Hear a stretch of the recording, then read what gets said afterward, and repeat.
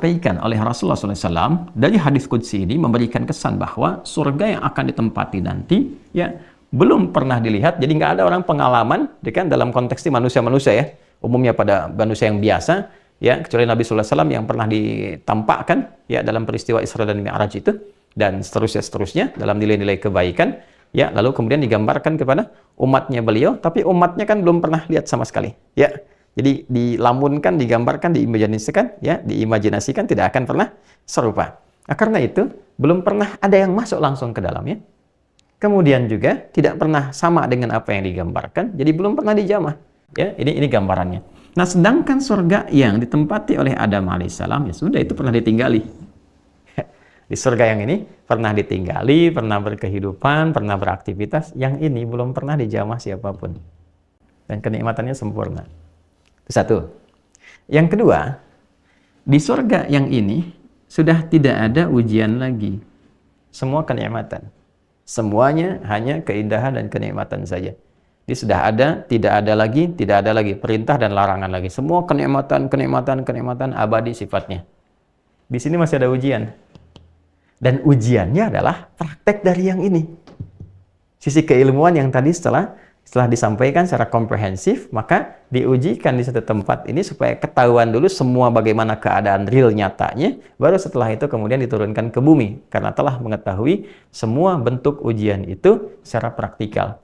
Ya, sehingga dengan pengalaman yang didapatkan ini ketika turun ke bumi sempurna dan mudah untuk dijalani karena pengalaman telah dilalui, dan pedomannya juga diturunkan bersamaan dengan itu secara komprehensif. Nah, ini gambarannya teman-teman sekalian. Sedangkan di sini itu sudah tidak ada.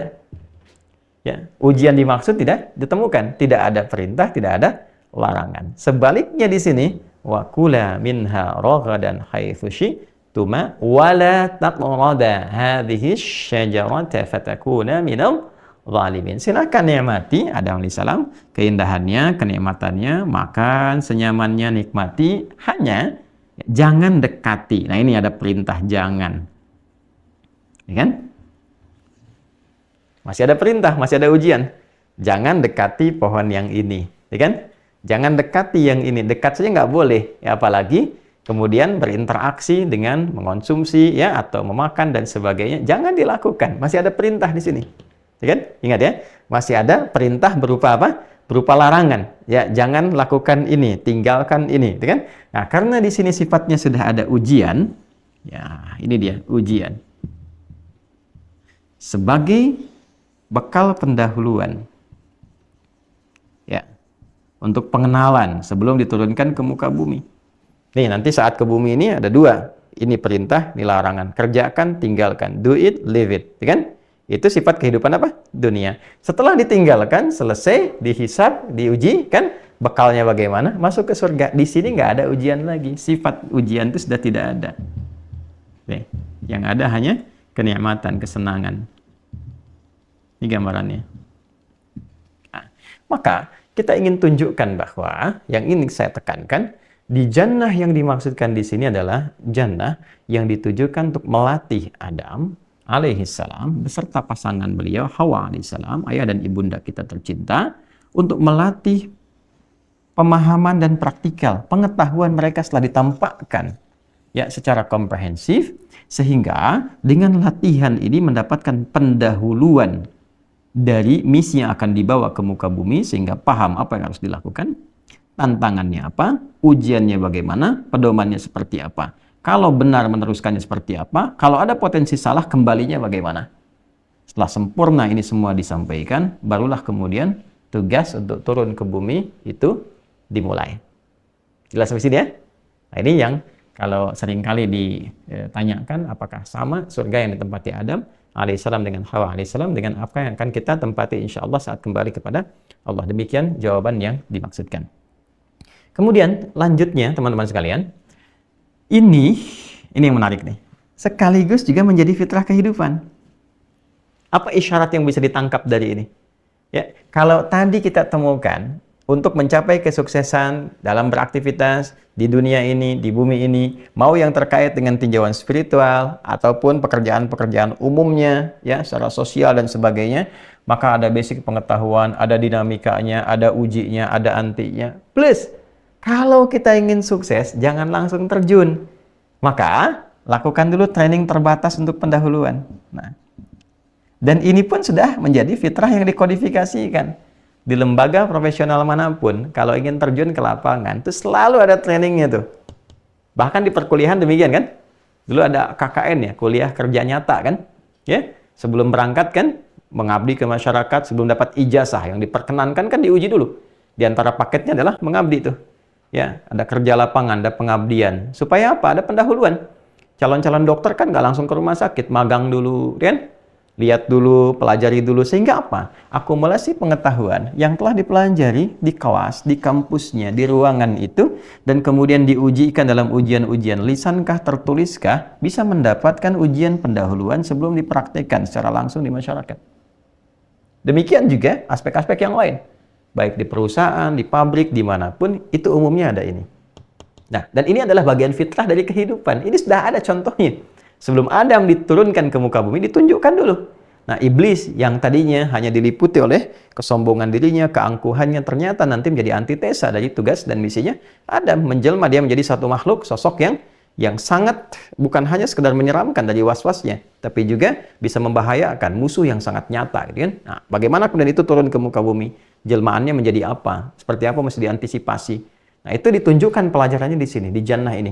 Ya, ini ada perintah, ini ada larangan. Kalau sukses menjalani perintah dan sukses menjauhi larangan, maka apa yang didapatkan? Ini, kenikmatan, keindahan, kedamaian. Dan ini konsep dasar kehidupan di dunia. Jadi kalau kita ingin membangun kehidupan yang surgawi sesuai dengan tema kita, ya.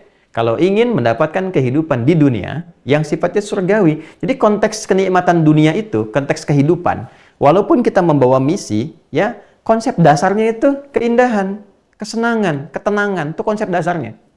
Karena itu kalau kita masuk ke ayat 38, ini kan masih ayat 35 ya. Kalau sudah masuk ke ayat 38, itu jelas Allah sampaikan. Qul ihbitu minha jami'a fa imma ya'tiyannakum minni huda. Faman tabi'a hudaya fala khaufun 'alaihim wa la hum yahzanun. Sekarang Adam, Hawa, kan misi dimulai, turun kalian semua ke bumi. Bersamaan dengan turun itu, aku turunkan juga pedoman berkehidupan. Kalau pedoman ini diikuti, maka aku jamin, kata Allah, fala khaufun 'alaihim wa la hum yahzanun. Semua misi kehidupan di bumi, apapun itu yang dijalani, dalam konteks beribadah, dalam konteks bersosial, konteks berinteraksi dalam kehidupan secara universal, fala khaufun 'alaihim wa la hum yahzanun. Maka semua yang dijalani itu lekat dengan ketenangan. La khauf, nggak ada kegelisahan. Walaupun ada ujian gelisah, tapi karena tingginya, ya, akses yang dia dapatkan dari pedoman yang Allah turunkan, ilmunya dia punya. Di rumah tangga bukan nggak ada masalah, tapi dia sudah dapat ilmunya, cara menyelesaikan ini seperti ini. Sehingga ketika masalahnya datang, dia sudah paham cara menyelesaikannya. Ya, dia punya solusi sebelum problemnya muncul. Nah, itu gambarannya. Tadi ilmu ke sini. Makanya nggak ada apapun kegiatan di bumi itu yang terpisah dari pengetahuan, nggak ada. Ya, mau di rumah tangga, mau ke pribadi. Kenapa orang tidak stres? Karena tahu ilmu untuk menenangkan jiwa. Karena tahu ilmu mengatasi stres, dia tidak stres. Bukan berarti tidak ada ujian stres, tapi ujian itu menjadi kecil tatkala orang tahu solusinya. Itu gambarannya.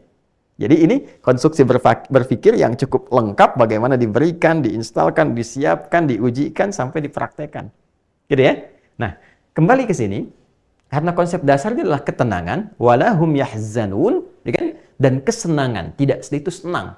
Di konsep dasarnya, apapun yang kita jalani dalam kehidupan di muka bumi ini, jalanlah dengan kesenangan, ya, kenyamanan. Orang senang itu kan nikmat.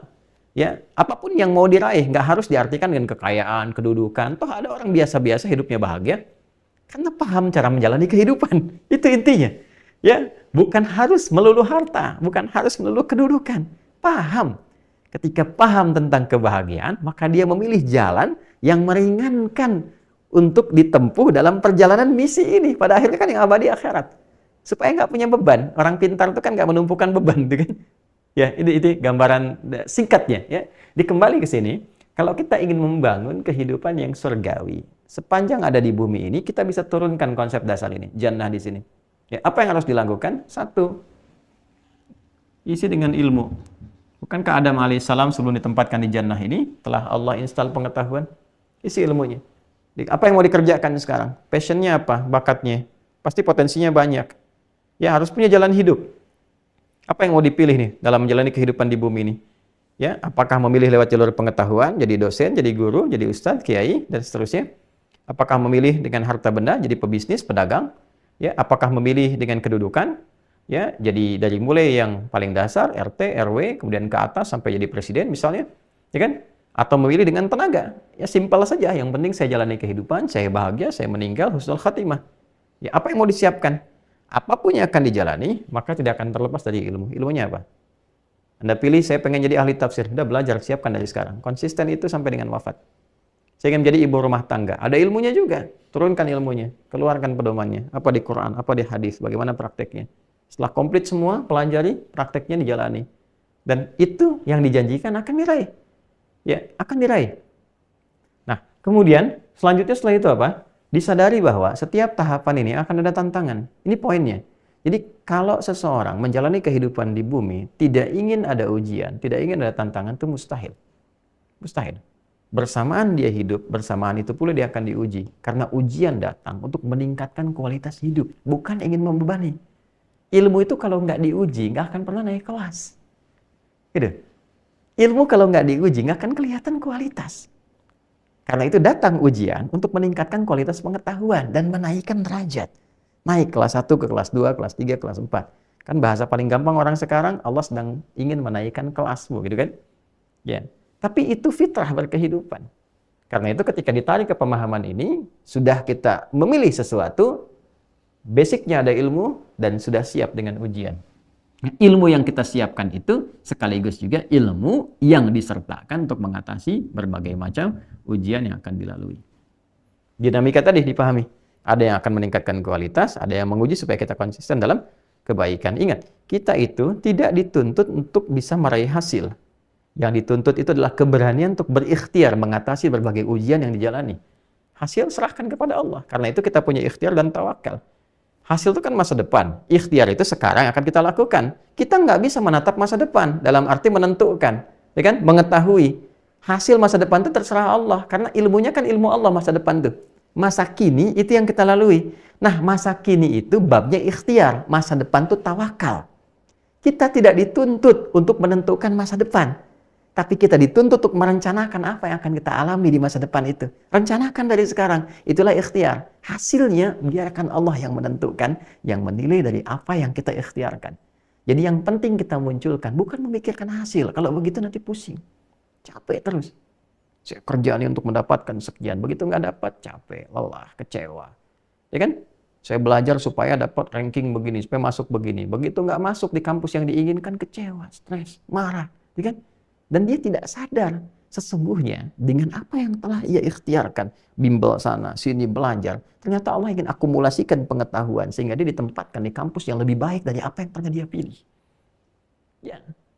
Dan jalannya dibedakan oleh Allah, jangan langsung masuk ke situ. Ya, dipindahkan dulu ke sini dapat pengalaman sehingga walaupun tidak sekolah di situ ternyata dia dipanggil untuk mengajar di situ, bisa terjadi demikian. Ya, karena kita nggak tahu apa yang Allah siapkan masa depan kita. Tapi Allah berikan jalan ikhtiar untuk kita hadapi sehingga meningkatkan kualitas kita dan menentukan masa depan yang kita ingin harapkan. Ya? Dan Allah Maha Adil dengan itu semua. Ini gambarannya. Ya. Nah, kemudian dengan ilmu ini, dengan keberanian menghadapi tantangan, maka kenikmatan-kenikmatan yang akan diraih itu potensinya lebih besar untuk bisa dicapai. Gitu. Jadi ilmu itu dihadirkan untuk memperbesar potensi dari apa yang kita harapkan. Ya. Selanjutnya, ini yang paling penting. Pada akhirnya, semua jenis kenikmatan, keindahan itu puncaknya adalah pada pembuka di ayat ini. Ayat 35. Wa qulna ya adamuskun. Uskun. Ini, uskun. Uskun itu fi'il amr, kata perintah. Sifatnya disebut sakinah. Sakinah. Dari kata sakana yaskunu, ya, sakana yaskunu, bahwa sakinun. Kemudian sifatnya disebut dengan sukun, karakternya disebut dengan sakinah. Di rumah tangga kita mengenal sakinah, ya, Quran surah ke-30 Ar-Rum ayat ke berapa? 21, ya. Baik. Wa min ayatihi an khalaqa lakum min anfusikum azwaja litaskunu ilaiha. Ya kan? Sakinah. Nah, perhatikan baik-baik. Ini yang paling luar biasa.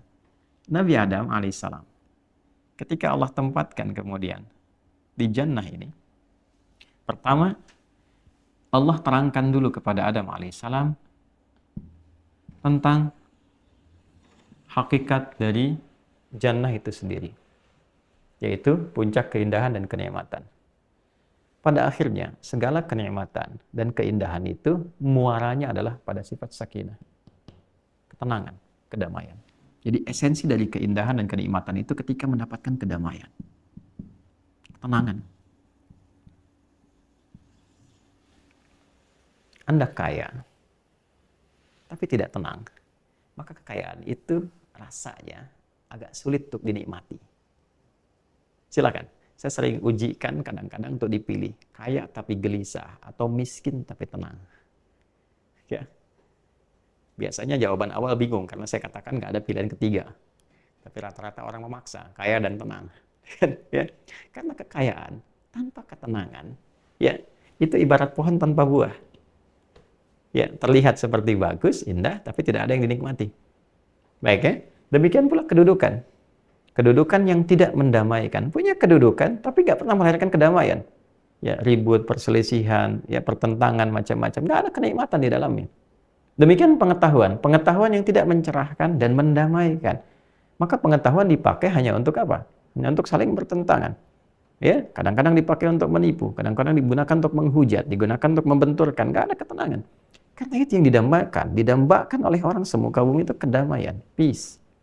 Kan? Kedamaian. Betapa banyak orang menginisiasi hadir ini untuk damai, bikin lembaga untuk damai, bikin asosiasi untuk menciptakan kedamaian. Bahkan PBB dibuat untuk apa? Misinya perdamaian dunia. Quran cuma turunkan satu kata, uskun anta. Udah damai deh. Kan? Damai, yang tenang, yang baik. Jadi, pada hakikatnya ketika Allah kemudian menempatkan Adam alaihissalam dan pasangannya untuk bermitra, menyiapkan misi kehidupan sebelum turun ke bumi, pada hakikatnya adalah bagaimana membangun ketentraman, kedamaian, kebahagiaan, kenikmatan. Dan semua ini muaranya adalah pada sifat sakinah. Karena itulah, ya, kehidupan surgawi terkecil itu miniaturnya ditarik ke dalam kehidupan rumah tangga. Ini yang sering kita katakan baiti jannati. Rumahku, surgaku. Karena berharap mendapat percikan kedamaian. Seperti Adam mendapatkan sakinah di dalamnya. Seperti Hawa mendapatkan sakinah di dalamnya. Karena itulah ketika ditarik ke dalam nuansa rumah tangga, muncul ayatnya litaskunu ilaiha. Tapi sekali lagi, sakinah ini muncul setelah apa? Ilmu dan ujian. Karena itulah dalam bahasa Arab, pisau disebut dengan sikin namanya. Kenapa sikin? Karena setelah dibelah-belah, potong-potong-potong, baru jadi kue yang enak. Baru jadi sayur yang lezat. Baru jadi hidangan yang bisa dinikmati. Jadi, terkadang banyak kenikmatan itu bisa dihasilkan setelah melalui masa tempaan yang tidak ringan. Kadang terpotong, kadang diiris, kadang lelah, kadang capek, kadang hujatan, kadang-kadang celaan. Tapi kalau kita paham ilmunya, ternyata semua itu ditujukan kepada kita untuk membentuk ketangguhan dalam diri, sehingga ke depan air mata itu tidak ada yang keluar lagi. Kepekaan itu sudah begitu kuat sehingga berbagai ujian-ujian pun sudah menjadi kecil ketika ditempatkan pada diri kita. Itu poinnya. Jadi berbahagialah kalau sedang ada yang diuji dengan sesuatu yang barangkali berat rasanya, teriris rasanya. Pada hakikatnya Allah sedang mengantarkan Anda pada sakinah. Ketika kita punya keberanian untuk mengatasi itu semua. Ingat, kalau kita memohon kesabaran, Allah tidak akan menginstal sifat sabar pada diri kita, tapi memberikan ujian sehingga hati kita semakin kuat, jiwa kita semakin berkualitas, dan tercipta ketangguhan untuk mengatasi berbagai persoalan yang sedang kita hadapi. Karena itu penting belajar pedomannya. Penting untuk belajar. Orang Arab mengatakan sakantis syajaratu idza dhahabatir riyah. Itu pohon tenang kembali, rantingnya teduh setelah angin yang menerpanya itu pergi. Jadi orang Arab selalu mengatakan kalau ada pohon yang diterpa oleh angin kencang lalu tenang kembali, itu mereka mengatakan pohonnya sudah sakinah, sudah tenang. Untuk memberikan gambaran bahwa sakinah tidak disebutkan kecuali menunjuk pada ketenangan setelah melewati berbagai macam tantangan. Nah, untuk melewati itu butuh ilmu. Dan ilmu itu meringankan setiap tantangan yang kita hadapi. Makanya pohon yang kena angin kencang dan setelah itu dia tangguh, kuat, tenang kembali, itu lebih kuat akarnya dibandingkan dengan sebelum diterpa oleh angin. Ingat itu baik-baik. Pohon kencang, terpa, goyang, anginnya pergi, tenang, diam. Ketenangannya itu tidak sama dengan ketenangan yang awal. Karena ketenangan setelah ditempa oleh angin yang kencang itu membuat akarnya semakin kokoh. Berbahagialah orang yang semakin banyak diuji. Bukankah orang dapat S3 dari mulai SD, SMP, SMA, dengan S lagi ke atas, S1, S2, S3, sudah banyak diuji kan? Makanya ilmunya semakin kuat, logikanya semakin mantap, dan sebagainya. Kenapa? Karena telah melalui banyak ujian. Tinggal dari keilmuan itu kita luaskan babnya menjadi aspek kehidupan. Itu gambarannya. Ya, karena itulah kenapa diawali dengan waqulna untuk menunjuk keagungan bahwa semua apa yang kita lalui itu agung di hadapan Allah. Dengan mengatasi berbagai problem kita dapat pahala. Dengan kesabaran ada pahala. Dengan doa ada pahala. Ilmu itu agung dalam Islam, diagungkan. Dan Allah menampilkan keagungan zatnya untuk menunjukkan bahwa itu berharga, bernilai di hadapan Allah Subhanahu wa Ta'ala. Karena itulah ketika kita mampu melewati semua ini, derajat kita dinaikkan melebihi malaikat. Karena malaikat itu berkhidmat tanpa ujian. Malaikat diciptakan hanya dengan ketaatan. Kita taat itu melampaui malaikat karena melewati ujian. Itu poinnya.